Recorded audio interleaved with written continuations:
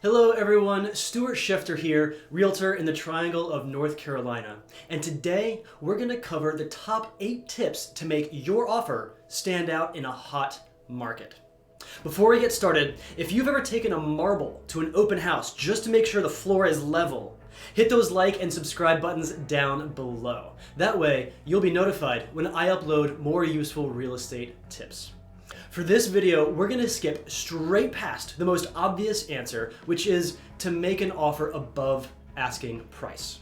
In a hot market, and especially in one with multiple offers on a single home, going over asking price is almost a given. So with that out of the way, here are my top 8 tips to make your offer stand above the rest. Tip number 1, include a high due diligence fee. The due diligence fee is money paid directly to the sellers, and they get to keep it if the buyer walks away.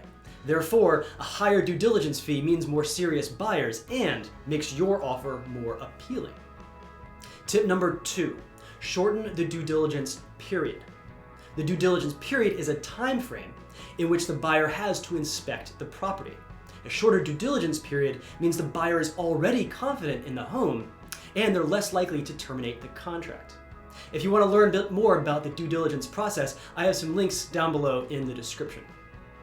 Tip number 3, don't ask for closing costs. There are plenty of TV shows out there that mention asking the seller to pay a portion of the closing costs. In a hot market, sellers are more likely to accept an offer that does not make this request. Tip number 4, shorten the closing date. In most cases, sellers will want a quick close. So instead of letting things drag on for 45 or even 60 days, consider making a 30-day close. This is about as long as it takes for most mortgages to process, so your realtor needs to work very closely with your loan officer to make sure everything stays on track. Tip number 5, offer a rentback. Rentback is industry speak for an addendum called the seller possession after close. It means the seller can stay in the house as a tenant for a specified period of time after closing. Both the amount of time and the cost are negotiable. Bonus points on your offer if you make the rentback at no cost to the seller. Tip number 6, include an appraisal addendum. Some people also call this an appraisal waiver. And it means that the buyer says up front that they will pay any appraisal gap if there is one. This puts the seller's mind at ease that the amount on the purchase price won't be renegotiated halfway through the process. Tip number 7, include a no repair addendum. While risky, a no repair addendum states that the buyers will not request any repairs based on the findings of a home inspection.